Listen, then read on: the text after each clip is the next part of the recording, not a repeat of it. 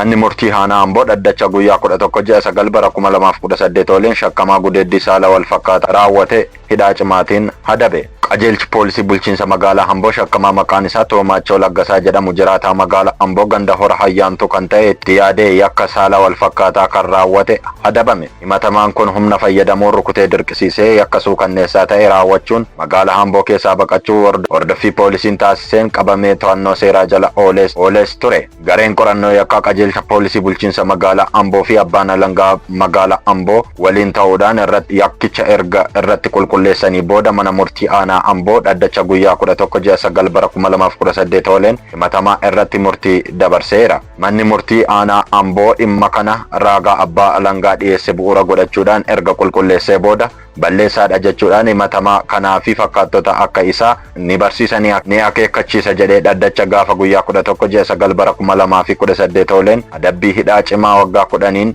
adabeera.